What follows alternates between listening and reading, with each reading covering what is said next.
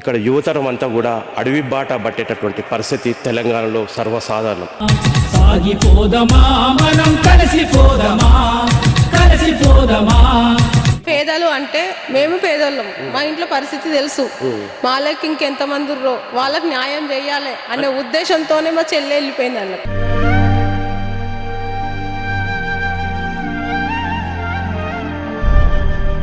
మా చెల్లె 7 సంవత్సరాల నుంచి తల్లిదండ్రులు వద్దు, అక్క చెల్లెలు వద్దు, అన్నదమ్ములు వద్దు అని పేదల కోసం న్యాయం చేస్తాను పోయింది. వాళ్ళని నమ్ముకొని మా చెల్లె పోయింది. ఆమె గొంతే కోసిరంటే ఇప్పుడు వాళ్ళు చేసింది న్యాయమా అన్యాయం?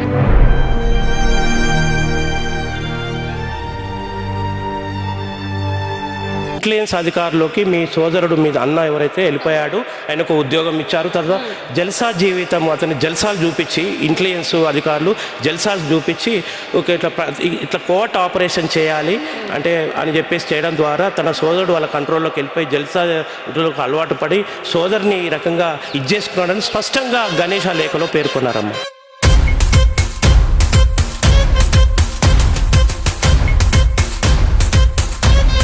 సహజంగా ఏంటంటే మావోయిస్ట్ పార్టీలోకి ఎవరు పోయినా కానీ ఎవరికి తెలియకుండా అత్యంత రహస్యంగా ఉంటుంది రిక్రూట్మెంట్. సరే, మీ విషయం అప్పుడే బ్లాస్ట్ అయిపోయింది. ఫస్ట్ ఇక్కడ ఉన్న ఎస్ఐబి అధికారులతో స్టార్ట్ అయ్యి తర్వాత ఎన్ఐఏ వరకు కూడా కొనసాగింది. అట్లా విశాఖలో పెద్దపాడు పోలీస్ స్టేషన్లో కూడా కేసు పెట్టడం జరిగింది. దీంతో ఎక్స్పోజ్ కావడం ద్వారా మీపై ఇంటెలిజెన్స్ అధికారులు ప్రత్యేకమైన దృష్టి పెట్టి మీ ద్వారా ఏదైనా ఆపరేషన్ కూడా కొనసాగించరు అనే ఒక అనుమానం బయట వ్యక్తం అవుతుంది. దీనికి ఎట్లా చెప్తారు?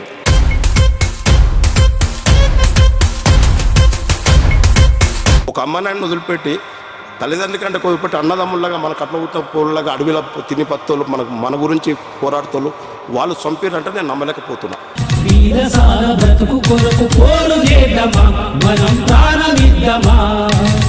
రాధా బంధువులు కూడా అదే అంటున్నారు. మావోయిస్ట్ పార్టీ అనేది పేదల కోసం ఉంటుంది, కానీ ఇట్లా చంపదు అని ఇప్పటికీ వాళ్ళు ప్రగాఢంగా నమ్ముతున్నటువంటి పరిస్థితి. ఇలా ఏమీ మాకే అర్థమైతలేదు. మావోయిస్ట్ పార్టీని పేదలకు మేలు చేస్తుంది, మావోయిస్ట్ పార్టీ పేదల తరఫున ఉంటుంది, కానీ ఇట్లా ఆడబిడ్డను చంపుతుందా అని వాళ్ళు ప్రశ్నిస్తున్నారు.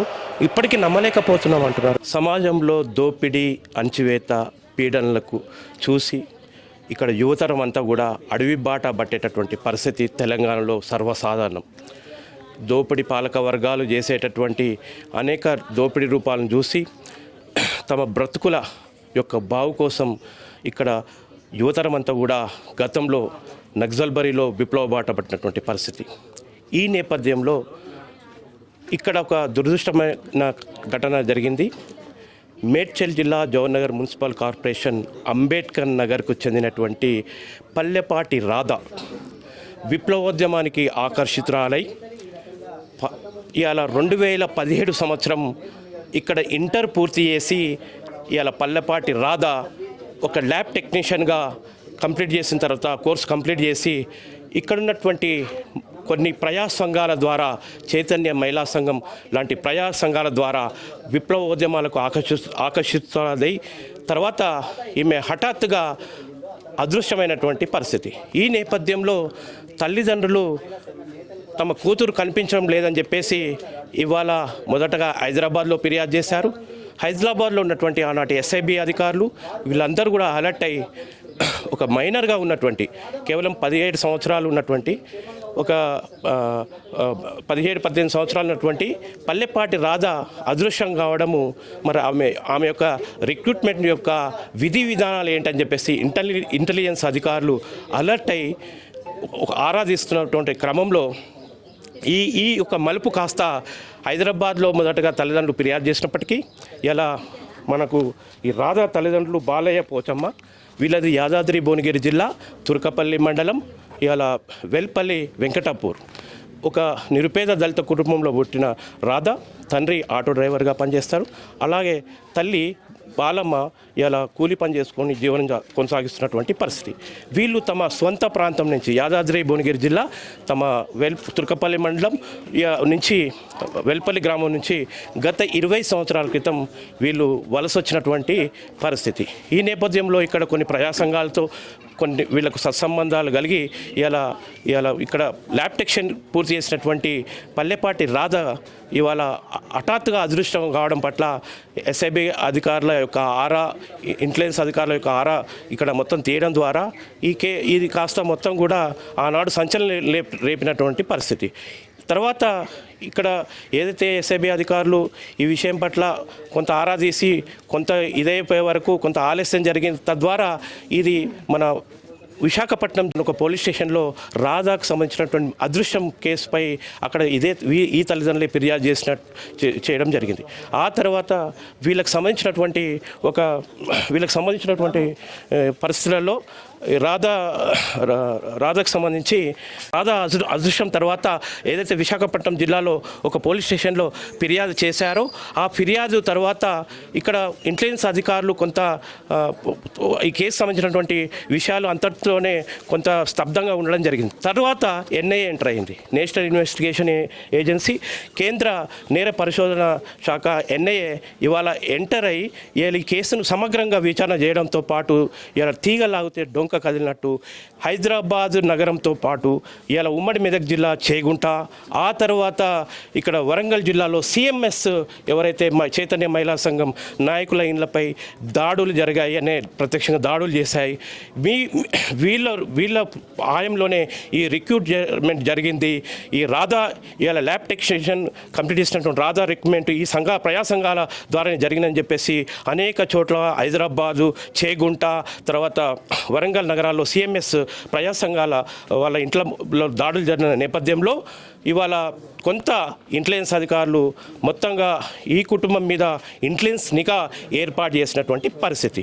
ఈ నేపథ్యంలో మొదటగా విప్లవ రాజకీయాలకు ఆకర్షితులై ఈ సమాజంలో ఉన్నటువంటి దోపిడీ పీడలను ఇలా వాటికి వ్యతిరేకంగా పోరాటం చేయాలని అందరి యూతుల్లాగానే ఇలా ఇక్కడ పల్లెపాటి రాధా విప్లవోద్యమానికి పోయినటువంటి క్రమంలో మావోయిస్టు పార్టీ లేఖ సారం ఇవాళ హఠాత్తుగా రాధా చెర్ల సమీపంలోని ఒక చెన్నాపురం గ్రామం దగ్గర శవమై తేలింది.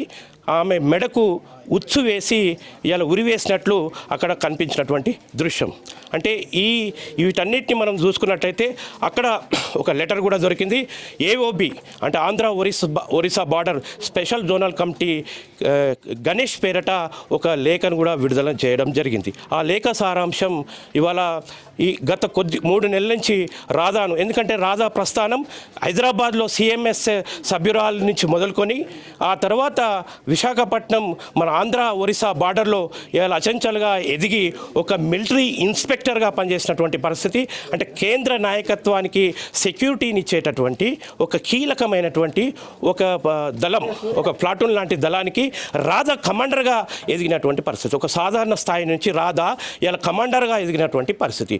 ఈ నేపథ్యంలో ఇక్కడ ఒక దురదృష్టమైనటువంటి పరిస్థితి ఏంటంటే ఏదో సమాజాన్ని బాగు చేద్దాం, విప్లవోద్యమం ద్వారా సమాజాన్ని సంస్కరిద్దామని చెప్పి ఒక ఉన్నత లక్ష్యంతో పోయినటువంటి రాధా ఇక్కడ మావోయిస్టుల లేఖ సారాంశారము అక్కడ రాధాపై అనుమానాలు కలుగుతున్నాయి. గత 3 నెలల నుండి ఆమెను కొంత ప్రమోట్ చేసి సాధారణ సభ్యురాలుగా ఉంచి ఇలా Andhra Orissa special zonal committee ఎవరైతే ఇన్ఛార్జ్గా ఉన్నాడో గణేష్ ఆధ్వర్యంలో ఆమెపై నిఘా పెట్టడం, ఆమెను పరిశీలనలో ఉంచడం జరిగింది. 3 నెలల తర్వాత ఇవాళ ఈ రకంగా రాధా సోదరుడు ఇవాళ ఇంటెలిజెన్స్ అధికారుల అదుపులోకి వెళ్ళి ఇలా ఇంటెలిజెన్స్ అధికారుల కన్సర్న్లో కొంత వాళ్ళ ఆపరేషన్లో భాగస్వామ్యమై ఇవాళ ఒక టీమ్గా తను మావోయిస్టు వ్యతిరేక ఆపరేషన్స్ను కొనసాగిస్తున్నాడని చెప్పేసి వాళ్ళు ఒక లేఖ సారాంశంలో వదిలిపెట్టడం జరిగింది.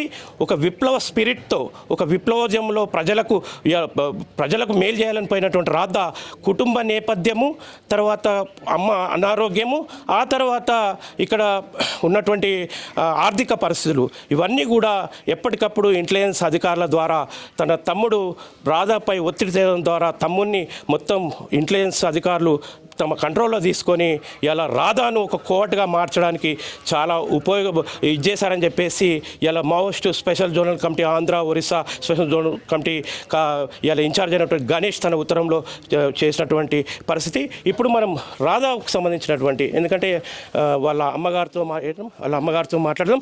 అమ్మ, ఎన్ని సంవత్సరాలు మీ కూతురు వెళ్ళి? 7 ఏళ్ళ దగ్గర పడుతున్నాయి సార్. అమ్మ, ఎప్పటి నుంచి కనిపించడం లేదు? 7 సంవత్సరాలు. ఎప్పటి నుంచి కనిపించడం లేదు? 7 పోయిందంటే 7 సంవత్సరాల కొరకు ఇక ఇలా క్షేమంతోటే వచ్చింది నా కూతురు. అప్పుడు ఇట్లా పేదలకు మేలు చేయాలని పాటలు పాడి అన్ని పాడేదా? అప్పుడు చేసింది అన్ని తోలిచ్చిరు. లాస్ట్ కోసం పాట పాడిపించిర్రు. ఆమె పాట చూసి ఆమె నోరు తీసి ఏదో మేము అక్కడ ఏది హాస్పిటల్లో పనిచేస్తుంది అందులో పోయే పిల్లని కూడా ఉస్మాన్ని అందులో చదువుకుంటా కాలేజ్ ల్యాబ్ టెక్నీషియన్ చేసి అందులో వేస్తుంది. ఈ పిల్లని చూసి ఈమె నోరుని చూసి ఓరువక మీరు ఏం నేర్పించారో తెలియదు, అన్ని చేసిర్రు, మంచిగానే ఉంది, అన్ని బాగా చేసిర్రు, పిల్ల మాకు ఇనకుంటే చేసిర్రు. ఇక పోతవని ససదావని బత్తగానా అని మేము ఊకున్నాం. మా అక్క ఊకుంది, మా బావ ఊకున్నాడు. అలా మా అక్క సపోర్ట్ చేయలేదు. ఇక ఊకురు అక్కడ వెళ్ళిపోతారు కదా, జాబ్ పోతున్నామ్మా, నేను జాబ్ చేసిన అంటే పేదలంటే చాలా ఇష్టము, ఈ దోపిడీని అంతం చేయాలని చెప్పేది ఎప్పుడన్నా మీతో? నాకేం చెప్పాలి, చెప్పలేదు ఆ పిల్ల. జాబ్ కొని పోతున్నాను పోయి. పేదలు అంటే మేము పేదోళ్ళం, మా ఇంట్లో పరిస్థితి తెలుసు, వాళ్ళకి ఇంకెంతమంది ఉర్రో వాళ్ళకి న్యాయం చేయాలి అనే ఉద్దేశంతోనే మా చెల్లె వెళ్ళిపోయింది. అందులో అనేదా మీతో ఎప్పుడన్నా? మాతో అనలేదు. మా పరిస్థితి మేము నలుగురం, 2 అక్క చెల్లెలం, 2 అన్నదమ్ములు. మా నాన్నకు తాత కాదు, నేను పెద్ద, మా అన్న పెద్ద, మా అన్న తర్వాత నేను, నా తర్వాత మా చెల్లె తర్వాత తమ్ముడు.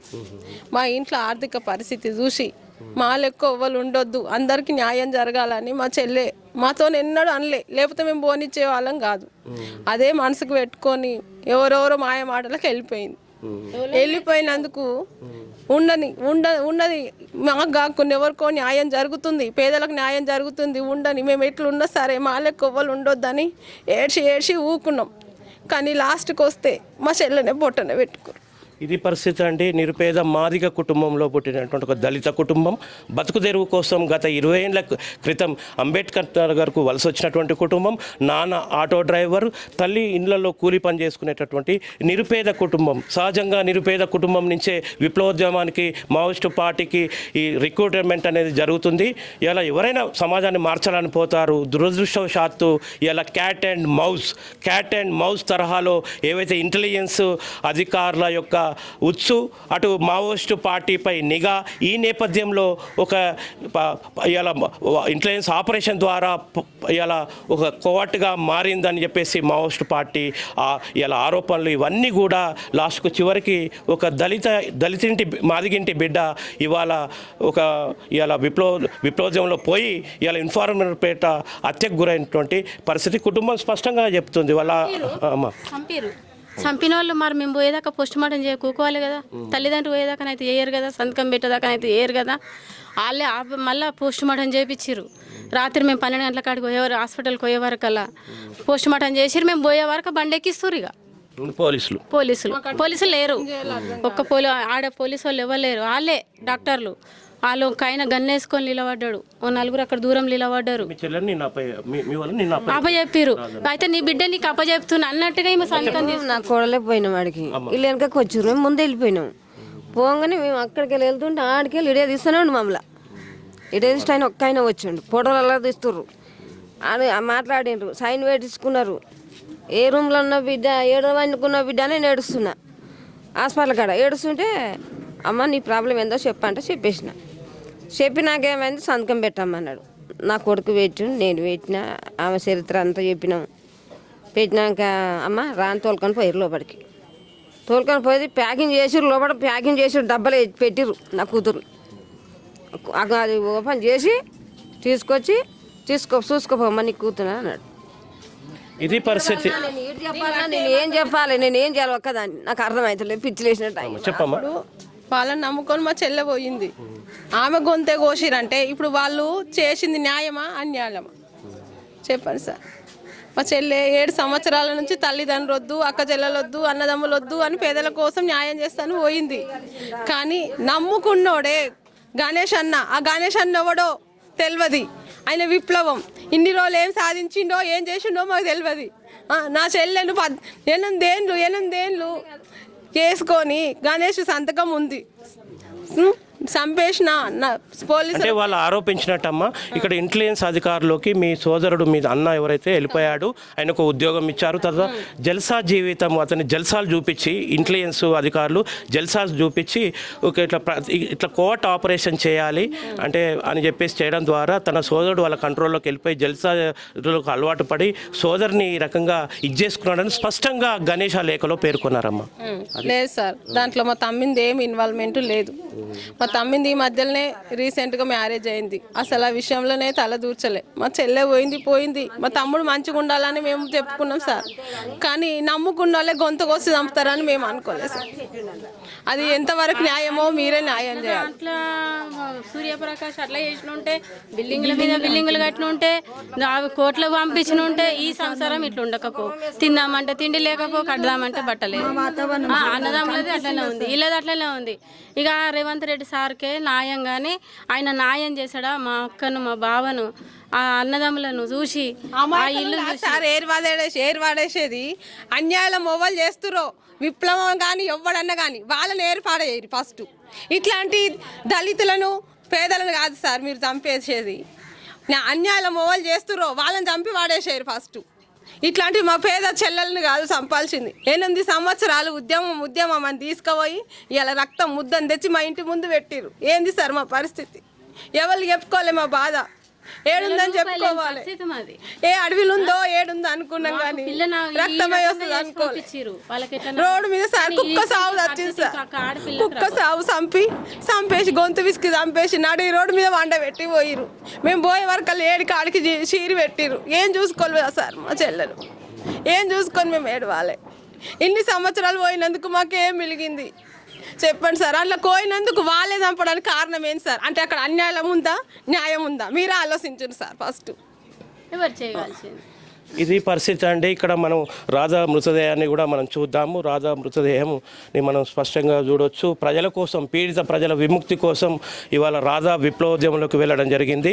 మొదటగా ల్యాబ్ టెక్నీషియన్ కంప్లీట్ అయిన తర్వాత మొదటగా ఇక్కడ రాధా సిఎంఎస్ అనే ఒక మహిళా సంఘంలో చేరడం జరిగింది. వారి ద్వారా విప్లవోద్యమంలోకి వెళ్ళింది. అనేక మలుపులు తిరిగినాయి.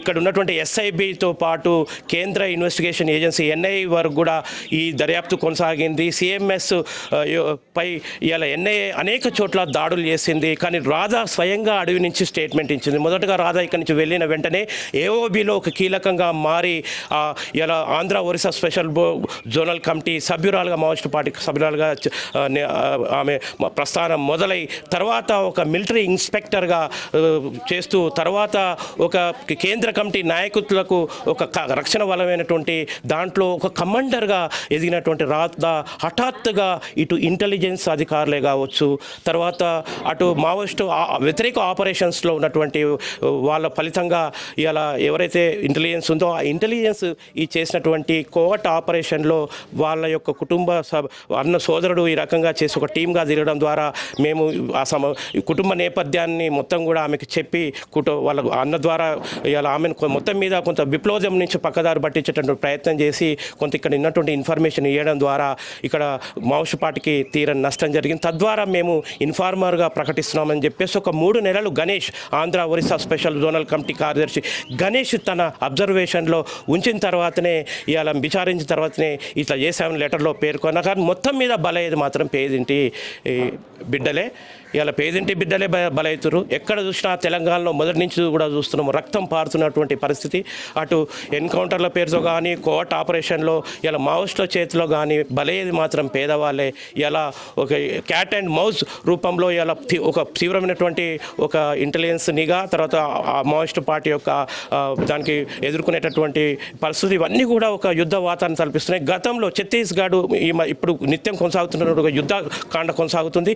ఛత్తీస్గఢ్ మొత్తం కూడా ఏదైతే మావోయిస్టు పార్టీ తీరని అనేక దెబ్బలు తగిలినాయి, ఎక్కువ క్యాడర్ నష్టపోయారు. ఇవన్నీ కూడా కోవర్ట్ ఆపరేషన్లే కారణం అని చెప్పేసి ఇవాళ వాళ్ళు అంటున్నారు. అందుకే ఇన్ఫార్మర్లను గుర్తించి మేము కొంత కోవర్ట్ ఆపరేషన్లు తగ్గించడానికి ఇటువంటి ఘటనలు చేస్తున్నామని చెప్పేసి కూడా గణేష్ తన లెటర్లో ఎలా ఉన్నారు. మొత్తం మీద ఒక సామాన్య కుటుంబం ఇక్కడ వాతావరణం చూస్తే గణేష్ చెప్పినట్లు ఇక్కడ కనిపించడం లేదు. ఎందుకంటే చాలా సాదా సీదాగా బీద కుటుంబం, ఆటో డ్రైవర్ తండ్రి, ఆయన కూడా ఒక 65 ఏళ్లకు పైబడి 70 ఏళ్ళ వరకు ఉన్నటువంటి పరిస్థితి, తల్లి ఒక 65 ఏళ్ళు ఉన్నటువంటి పరిస్థితి. నిరుపేద మాదిగ కుటుంబం ఇవాళ వలస వచ్చి యాదాద్రి జిల్లా నుంచి వలస వచ్చి ఇక్కడ ఉంటున్నారు.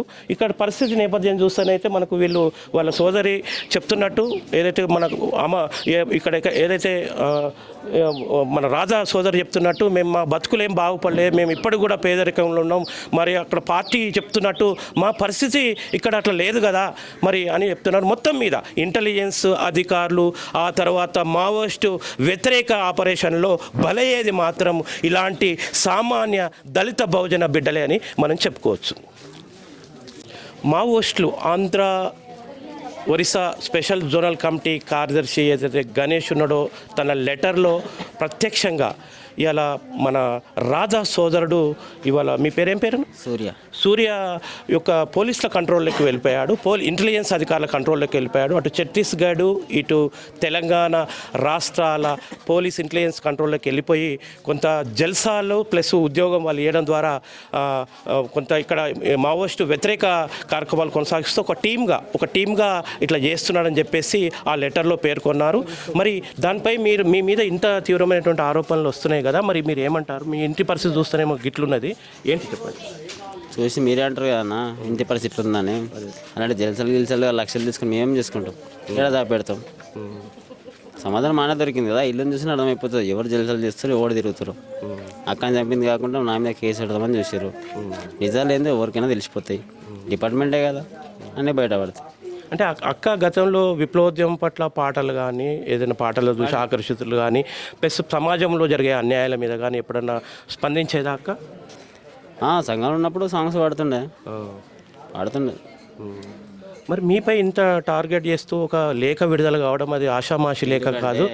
అక్కతో టచ్లో నేను ఒక్కనే ఉన్నా కదా నార్మల్గా, ఆమెతో ఒక టచ్లో లేరు పోయిన నుంచి. నేను మాత్రం అప్పుడప్పుడు టచ్లో ఉంటా. అదంతా మర్జీ చేసుకొని అట్లా చేసేది. సహజంగా ఏంటంటే మావోయిస్టు పార్టీలకు ఎవరు పోయినా కానీ ఎవరికి తెలియకుండా అత్యంత రహస్యంగా ఉంటుంది రిక్రూట్మెంట్. సరే మీ విషయం అప్పుడే బ్లాస్ట్ అయిపోయింది. ఫస్ట్ ఇక్కడ ఉంటుండే ఎస్ఐబి అధికారులతో స్టార్ట్ అయ్యి తర్వాత ఎన్ఐఏ వైర్ కూడా కొనసాగింది. అట్లా విశాఖలో పెద్దపాడు పోలీస్ స్టేషన్ పరిధిలో కూడా కేసు పెట్టడం జరిగింది. దీంతో ఎక్స్పోజ్ కావడం ద్వారా మీపై ఇంటెలిజెన్స్ అధికారులు ప్రత్యేకమైన దృష్టి పెట్టి మీ ద్వారా ఏదైనా ఆపరేషన్ కూడా కొనసాగించరు అనే ఒక అనుమానం బయట వ్యక్తం అవుతుంది. దీనికి ఎట్లా చెప్తారు మీరు? ఫేక్ అది మేమంతా మేము పోయి కేసు పెట్టుకున్నాం. అది పోయి ఏది అక్క మిస్సింగ్ కేసు. ఈ మ్యాటర్ ఎట్లా అంటే మెయిల్ ఐడి స్టార్ట్ అయింది. అది మెయిల్ ఐడి చేసి అక్క వస్తుందేమో అని చెప్పి నార్మల్ క్యాజువల్గా చేసిన. ఆ మెయిల్ ఐడి ఏంటంటే ఎస్పీ సార్కి వెళ్ళింది, అది ఆంధ్రకి. చెక్ చేసిన వాళ్ళు అరే పలానా కేసు ఇట్లుందని చెప్పి చెక్ చేస్తే బాగానే ఉంది, కేసు పెడదామని చెప్పి ఓపెన్ చేస్తే సార్ కాల్ చేసి రమ్మంటే వెళ్ళిన. మీరేం చేస్తారు? నేను ఇప్పుడు ర్యాపిడో చేస్తున్నాను, Rapido bike taxi, auto driver. ఇది పరిస్థితి అండి. ఒక విప్లవోద్యమంకి ఆకర్షితురాలైపోయినాక ఇంకోటి మీ అక్క స్నేహితురాలు ఎవరు? ఇక్కడ అక్క స్నేహితురాల పేరు కూడా అలా మెన్షన్ చేయడం జరిగింది మావోయిస్ట్ పార్టీ లేఖలో. ఏం పేరు ఆమె పేరు? మమతా. ఆమె అక్క కట్ అయిపోయి 3 years ఎప్పుడో కట్ అయిపోయింది. అప్పుడే అక్క వెళ్ళిపోయినాక వీళ్ళు కట్ అయిపోయింది. ఆమె సంవత్సరం ఆమె చూసుకుంది, ఆమె లవ్ మ్యారేజ్ ఆమె చేసుకొని పర్సనల్ లైఫ్ అంతే తప్ప ఇట్లా ఏం లేదు. అనవసరంగా ఆమె పేరు తీసి ఆమెను బదలాం చేస్తారు తప్ప నాకు తెలిసితే ఏం లేదు. ఉంటే చెప్పడానికి ఏముంది, మక్క ఇంత అయినా కూడా చెప్పడానికి ఏముంది. ఇది పరిస్థితి అండి. ఇలా మావోయిస్ట్ పార్టీ అయితే 3 నెలలు కంట్రోల్లో పెట్టుకొని అబ్జర్వేషన్లో పెట్టుకొని ఇలా గణేష్ ఆధ్వర్యంలో Andhra Orissa special zonal committee incharge అయినటువంటి గణేష్ ఆధ్వర్యంలో 3 నెలలు అబ్జర్వ్ పెట్టుకొని అంతిమంగా ఆమె ఏదైతే ఇక్కడ ప్రస్థానం చైతన్య మహిళా సంఘం సాధారణ సభ్యురాల నుంచి ఇవాళ Andhra Orissa border AOP Maoist party సభ్యురాలతో పాటు ఆ తర్వాత ఒక కమాండర్ స్థాయికి ఎదిగినటువంటి ఇలా రాధా హఠాత్తుగా ఇట్లా మరణం చెందడం ఇక్కడ ఉన్నటువంటి బస్తీ వాస్తులు కూడా చాలా మదన పడుతున్నటువంటి పరిస్థితి. ఏదేమైనప్పటికీ బలయ్యేది మాత్రం మావోయిస్టులు అటు ఇంటెలిజెన్స్ యుద్ధంలో బలయ్యేది మాత్రము బీద సాదల బిడ్డలే బలవుతున్నారు.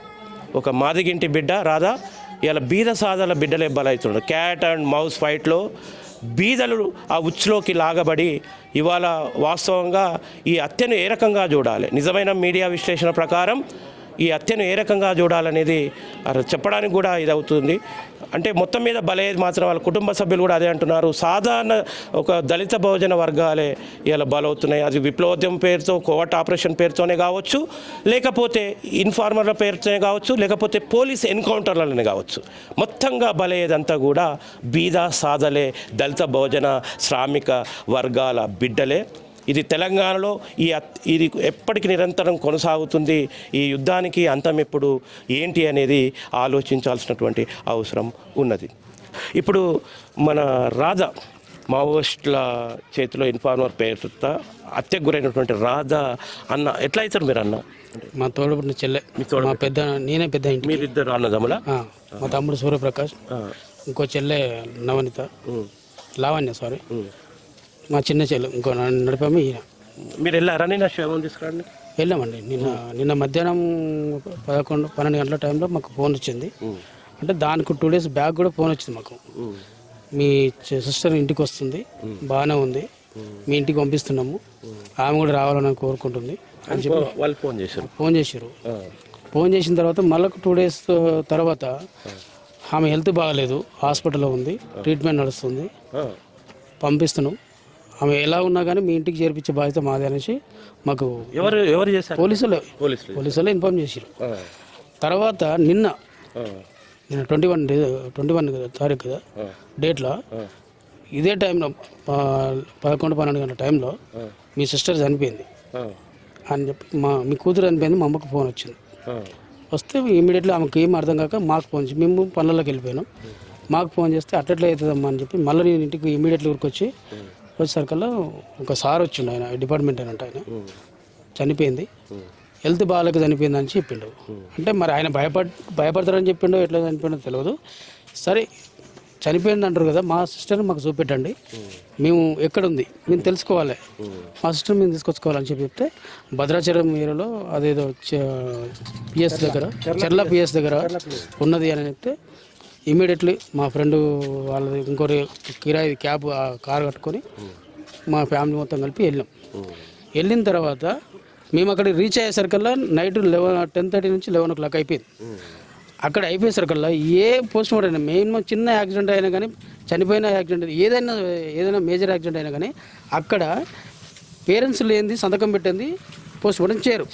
అలాంటిది మేము పోయేసరికల్లా మా సిస్టర్ని పోస్ట్ మార్టం చేసేసి అదేంది అంబులెన్స్లో ఎక్కిచ్చేసి గీజర్ బాక్స్లో ఆ గీజర్ బాక్స్లో పడుకోబెట్టి మేము పోయిన తర్వాత మా పేర్లు, మా ఫోన్ నెంబర్లు అడిగి సంతకాలు కూడా అడగలే, తీసుకొని ఫోన్ నెంబర్లు రాసుకొని, ఇగో మీ సిస్టరు, మీరు గుర్తుపట్టారు మీ సిస్టరేనా అని అడిగి ఓకే తీసుకొని వెళ్ళిపోండి అని చెప్పి అక్కడ ఉన్న సిఐ, పోలీసులు, డాక్టర్లు కలిపి పంపించేసారు.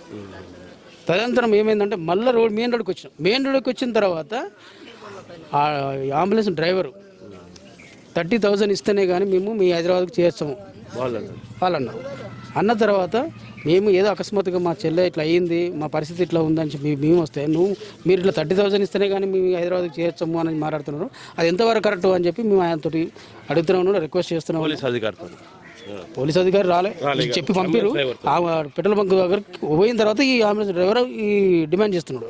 అయిన తర్వాత సిఎస్ఆర్ నెంబర్ ఇచ్చిండు. మేము అడిగినాం మా సిఎస్ఆర్ని, సార్ మా సిస్టర్ ఎట్లా చనిపోయింది, ఆమె ఏ విధంగా చనిపోయింది, మాకు రిపోర్ట్ లేదు, పేపర్ లేదు, ఏం లేదు, మీరు పేరు అడిగారు, నెంబర్లు తీసుకున్నారు, మీరేమవుతారు అడిగారు, ఫార్మాలు తీసుకున్నారు, రాసుకున్నారు, పంపించేస్తున్నారు. మాకంటూ ఒకటి ఉండాలి కదా, ఆమె ఎట్లా చనిపోయింది ఏదో ఒక రిపోర్ట్ అన్నా కావాలి కదా. అంటే మేము రేపు పొద్దున కోర్టుకు సబ్మిట్ చేసిన తర్వాత ఆ రిపోర్ట్లు మీకు పీడిఎఫ్లో పంపిస్తాం, అదే వాట్సాప్ పంపిస్తాము. మీ నెంబర్ ఇచ్చిపోనంటే నేను సార్ మీ నెంబర్ ఇవ్వండి, నేనే తీసుకున్న తర్వాత 15 నిమిషాలకు పెట్రోల్ బంక్ దగ్గర ఇది జరిగితే మళ్ళీ ఇమీడియట్లీ ఆ సిఎస్ఆర్కి మెసేజ్ పెట్టినా, సార్ ఇట్లా జరుగుతుంది, మరి పేషెంట్ మా చెల్లెని రోడ్డు మీద వదిలేసి అంటారు ఈయన. అంటే ఇమీడియట్లీ ఆయన ఈ పెట్రోల్ బంక్లో పెట్రోల్ కొట్టించుకున్నాడు, ఫుల్ ట్యాంక్ చేయించుకున్నాడు. మా చెల్లెని ఎక్కడ వదిలేస్తారని మా తమ్ముడు టెన్షన్ తోటి 10,000 రూపీస్ డ్రైవర్కి అదే అంబులెన్స్ ఓనర్కి ఇచ్చేసిండు. ఇచ్చిన తర్వాత అవతల బిడ్డలకు పోయేసరికల్లా సిఎస్ఆర్ మళ్ళీ వచ్చి ఆయనతోటి మాట్లాడిండు, సజెషన్ మీరు వండి అని చెప్పి మళ్ళీ మా అమౌంట్ మాకు ఇచ్చారు, పంపించిన తర్వాత ఇక్కడికి వచ్చిన తర్వాత కూడా ఎప్పుడు వచ్చారు ఇక్కడికి? మార్నింగ్ 6 o'clock 6:30 వరకు వచ్చినాం. ఇంతవరకు కూడా ఆ కోర్టు సబ్మిట్ చేసింది తెలియదు, చేయింది తెలియదు, ఇంతవరకు రిపోర్ట్ లేదు, ఏం లేదు.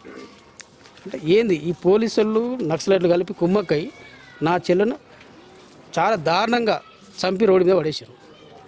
మాకు ఇలాంటి అన్యాయం జరిగింది కాబట్టి మేము ఇప్పటివరకు మీతో పాటు రిక్వెస్ట్ చేసి అడుగుతున్నాం, అవసరమైతే సీఎం రేవంత్ రెడ్డి కానీ గవర్నమెంట్ తోటి మేము కొట్టాడుతాం, దేనికైనా ముందుకు పోతాం, అది ఏదేమైనా సరే వెనుకపోయే ప్రసక్తి లేదు. దీంతోపాటు ఇలాంటి లాంటి దళిత అమ్మాయిలు కానీ ఇంకే అమ్మాయిలు కానీ అలాంటి అమ్మాయిలకు ఇలాంటి అన్యాయం జరగద్దని కూడా మేము కోరుకుంటున్నాం. మొత్తం మీద ఎవరు హత్య చేసారు అనుకుంటున్నారు మీరు? మీ ఎందుకంటే మాకు తెలిసిన మటుకైతే అటు నక్సలైటు మీ రాధన అమ్మాయి కోర్టుగా మారి పోలీసులకు ఇన్ఫార్మ్ ఉందనేసి ఏదో ఫేక్ న్యూస్ లెటర్ రాశారు. అటు పోలీసులు చదువుకొని వాళ్ళు మాకు సపోర్ట్ చేయలే, వాళ్ళు ఏదో ఫార్మాలిటీకి పోస్ట్ మార్టం చేశారు, మేము ఒక ముందుకే చేసి పంపించేసారు. అంటే వాళ్ళిద్దరు కలిపి కుమ్మకయ్యే మాకు అన్యాయం చేసినాడు. నక్సలైట్ పోలీసులు కలిసి చేసిరు పని, ఇద్దరు కలిపి మాకు అన్యాయం చేశారు. అది పరిస్థితి అండి, చూడొచ్చు. ఇలా వాళ్ళ బావగారితో మాట్లాడదాం. బావగారు ఎప్పుడైతే ఇలా మన రాజాకు సంబంధించినటువంటి బావ అవుతాడు, వాళ్ళ అక్క భర్త. చెప్పండి, మీరు వెళ్ళారు కదా, ఏం జరిగింది? ఏంటంటే మామూలుగా ఒక ఆపరేషన్ చేయాలంటే కూడా హాస్పిటల్కి పోతే భర్త సంతకమా లేకపోతే ఇంట్లో పెద్ద మంది సంతకమా ఓలేన్న ఒకటి సంతకం తీసుకున్న తర్వాతనే ఆపరేషన్ చేస్తారు. అట్లాంటిది మేము పోయిన తర్వాత ఆపరేషన్ అది పోస్ట్ మార్టం చేయాల్సింది. మేము పోయే వరకల్నే పోస్ట్ మార్టం చేసి ఒక బాక్స్లో పెట్టేసి ఖాళీ మేము పోగానే బాక్స్ ఓపెన్ చేసి ఇదిగో అని చెప్పేసి అక్కడిక్కడ 4 చేతులు పట్టేసి ఇక మీకు అప్పచెప్తున్నామని చెప్పేసి అప్పచెప్పి మాకు పంపించారు. కానీ ఏం జరిగిందో మాకు ఇంతవరకు తెలియదు. అసలు చచ్చింది ఎట్లా, అసలు ఏ రకంగా చచ్చింది, ఏం జరిగింది, ఈ విషయం గీదా అని కూడా ఇంతవరకు మాకైతే తెలియదు. అది జరిగిన విషయం. అది మాకు అకస్మాత్తుగా మాకు తెలిసింది కాబట్టి మేము వెళ్ళిపోయినాం అంతే. చెప్పండి, కూర్చోండి. మాట్లాడేది ఏం లేదన్నా. ఇప్పుడు అమ్మాయి చిన్న ఉండగానే ఏదో మామూలుగా కళాకారుల పనిచేస్తుండే, ఇక్కడ ఏదో కొడుతుండే చూస్తుండే. మేము అప్పుడే చూసినాం. ఆ లోపల ఈమె వెళ్ళిపోయింది అని పుకారులు చెప్పారు. దాని తర్వాత ఈ బస్సులో ఒక్కసారి కూడా అవపడలేదు. పోనీ అటు పోయినాక ఇప్పుడు ఏదో ఫార్మాట్గా మారి పోలీసులకు ఇన్ఫార్మ్ అని చెప్తుంది కదా. సరే, ఇన్ఫార్మ్ చేస్తే కూడా వీళ్ళకు కనీసం ఆ అమ్మాయి అంత దూరం సాది పెద్ద చేసినందుకు ఇంతవరకు వాళ్ళకు చేసుకుంటేనే కూలి. ఇప్పటి వరకు వాళ్ళ దగ్గర 10 రూపాయలు డబ్బు లేదు. ఇప్పుడు ఇన్ఫార్మ్గా మారి పెద్ద కోట్లు కమ్మంచడంలో కొన్ని ఇసులు నేను బయట విన్నా. అంటే కొంతమంది చూసిన ఇట్లా ఇప్పుడు ఈ నయం వాళ్ళు వీళ్ళ మాజీల పేరుతో పోయారు మాజీలో ఇట్లా పోయి మంచుకూరు అన్నీ చేశారు. వాళ్ళు అప్పటిట్లు ఉన్నారో ఇప్పుడు అట్నే ఉన్నారు. వాళ్ళకి ఏమీ తెలియదు. పోయిందంటే వచ్చేది శాపం వచ్చింది. శవం వచ్చినప్పుడు మరి ఇన్నొద్దులు నీతో నేను కష్ట తిరిగినా, ఇన్నొద్దులు నువ్వు ఒక అన్న తమ్మిళ్ళలాగా అడవిలాగా ఒక అమ్మ నాయన లేరు, ఎవరు లేరు. అమ్మ నాయన వదిలేసి మిమ్మల్ని నమ్ముకొని అన్నదమ్ముల్లాగా నమ్ముకొని మంచి దానికి పోరాటానికి వచ్చినప్పుడు ఆ తప్పు ఎంతవరకు జరగదు మాకేం తెలియదు కదా. నీకు జరిగింది అన్నట్టు గ్రూప్ ఏముంది, మేము చేసినాము అని ముచ్చట ఒకటే మాట అన్నప్పుడు మరి మనకి ఇక్కడ కోట్లు కమాంచింది ఏం లేదు. వీళ్ళకి ఇప్పుడు కాదు, అక్కడ మొదలు వచ్చి నుంచి కూడా చూడవచ్చు. వాళ్ళు ఎట్లా ఇప్పుడు అప్పుడు ఎట్లా ఉన్నారో ఇప్పుడు అట్నే కూల్ చేసుకొని ఉన్నారు. ఆమెది ఎంతవరకు ఉన్నాము, ఇన్ని వద్దులు నువ్వు నేను కలిసి ఉన్నాము, ఇన్ని వద్దులు ఒక అన్నదమ్ముల్లాగా ఒక యుద్ధమాన్ని గురించి కలాడుతున్నాము. అట్లా ఒక ఆడవిళ్ళను చంపుడు ఎంతవరకు న్యాయం అనేది నాకు అర్థమవుతుంది. వాళ్ళు చంపిర్రు అంటారు కానీ వాళ్ళు చంపరేమో అని నేను ఊహిస్తున్నా. అంటే వాళ్ళు అంతా ఇప్పుడు కనీసం ఒక ఫ్రెండ్గా ఎక్కడనో పల్లెటూరు, నువ్వు ఒక కర్ణాటక ఉండి లేకపోతే ఇంకేనో బొంబాయి నుంచి బతికేనికి వచ్చి నేను దగ్గర బతికే ఇద్దరు కలిసి అంటే అన్నదమ్ములాగా ఉంటాం. కలవపోయినా అంటే ఏదో మాట సరే మాట అనుకుంటాం. మరి ఉత్తరాబాయ్ నీతో నేను అనుకుంటాం. ఒక ఆడపిల్లను అన్ని రోజులు నీ ఎమ్మడి ఉండి అమ్మ నాయన వదిలిపెట్టి ఒక ఏ రకంగా ఆమెని ఏమి చేసిరు, ఎట్లా చంపారు అనేది నేను వాళ్ళు చంపారంటే నేను నమ్మను. అంటే మాసులు చంపారు అంటే ఇట్లా కూడా ఉంటారా? ప్రజలకు వేలు పడతారు. ఒక అడవిలను చంపుడు వాళ్ళ నుంచి అయితే కాదు అని నేను అనుకుంటున్నా. ఆమె వాళ్ళు ఊహించింది కూడా పెట్టి ఇప్పుడు అది కూడా నిజం అనేది కాదు. ఎందుకంటే నిజమంటే మాకు ఆటోమేటిక్గా తెలియాలి కదా. ఒక 5 నెలలు ఆల్రెడీ వచ్చిందంట, ఈమె ఇట్లా చేస్తుంది, పోలీసు దళాలు వాళ్ళకింది, అలాంటివి కూడా మేము వినలేదు టీవీలలో కూడా. ఇప్పుడు వింటాం కదా పలానా మంది. ఇప్పుడు దళకమార వచ్చి లొంగిపోయిన తర్వాత నీ పోలీసులను తీసుకుపోయాడ చెప్పింది, ఒక దళాన్ని లేపించింది, అలాంటి ఏమన్నా న్యూస్ వచ్చిందా? మాకు తెలియదు. మీకేమన్నా టీవీలలో ఫోన్లలో ఆమె గురించి విన్నారా మీరు? అంటే మీరే కదా మెయిన్. మాకైతే మేమేదో పని చేసుకుంటాము. అట్లాంటి సడన్గా నువ్వు చేసినావు అని చంపేసుడు అనేది నాకు అర్థం కాలేదు. వాళ్ళు అట్లా చేయరు అని నేను అనుకుంటున్నాను. అంటే ఒక అమ్మ నాయన వదిలిపెట్టి తల్లిదండ్రుల కంటే కొద్దిపట్టి అన్నదమ్ముల్లాగా మనకు అట్లా పుట్టిన పోరులాగా అడవిలో తిని పత్తోళ్ళు మన గురించి పోరాడుతోళ్ళు వాళ్ళు చంపారంటే నేను నమ్మలేకపోతున్నా. ఇది పరిస్థితి అంటే ఇలా రాజా బంధువులు కూడా అదే అంటున్నారు. మావోయిస్ట్ పార్టీ అనేది పేదల కోసం ఉంటుంది కానీ ఇట్లా చంపదు అని ఇప్పటికీ వాళ్ళు ప్రగాఢంగా నమ్ముతున్నటువంటి పరిస్థితి. ఇలా ఏమీ మాకే అర్థమైతలేదు. మావోయిస్ట్ పార్టీని పేదలకు మేలు చేస్తుంది, మావోయిస్ట్ పార్టీ పేదల తరఫున ఉంటుంది కానీ ఇట్లా ఆడబిడ్డను చంపుతుందా అని వాళ్ళు ప్రశ్నిస్తున్నారు. ఇప్పటికీ నమ్మలేకపోతున్నాం అంటున్నారు. వేచి చూద్దాం మరి ఎవరు చంపారు, మరి ఏదైతే ప్రకటన విడుదలైంది అది వాస్తవమేనా, అది అధికారిక ప్రకటన. ఇక్కడ ఉన్నటువంటి పరిస్థితి మరో రకంగా ఉంది. అట్లా చంపరు వాళ్ళు అనేది వీళ్ళు అంటున్నారు. మనం వేచి చూద్దాం. ఒకవైపు దండకార్యంలో కొనసాగుతున్నటువంటి ఆపరేషన్ కగార్లో ఇవాళ పోలీస్ ఇంటెలిజెన్స్ ఆపరేషన్లో అనేకంగా మావోయిస్ట్ పార్టీ ఇవాళ నష్టాన్ని చూసింది. ఆ నష్టాలన్నిటికి కూడా కారణము ఇవాళ కోవర్ట్ ఆపరేషన్స్లో ఎవరైతే ఇన్ఫార్మర్స్ ఉన్నారో ఆ ఇన్ఫార్మర్లను పై మేము తీవ్రంగా ఇలా చర్యలు తీసుకుంటామని చేసి వాళ్ళు ప్రకటన కూడా ఇవ్వడం జరిగింది. తద్వారా హఠాత్తుగా ఆపరేషన్ కగారు ఒకవైపు ఛత్తీస్గఢ్ తెలంగాణ బార్డర్లో జరుగుతున్నటువంటి క్రమంలో ఇవాళ రాధ శవమై తేలడము కొంత మాకు అనుమానంగా ఉందని చెప్పేసి వాళ్ళ బంధువులు పేర్కొంటున్నారు.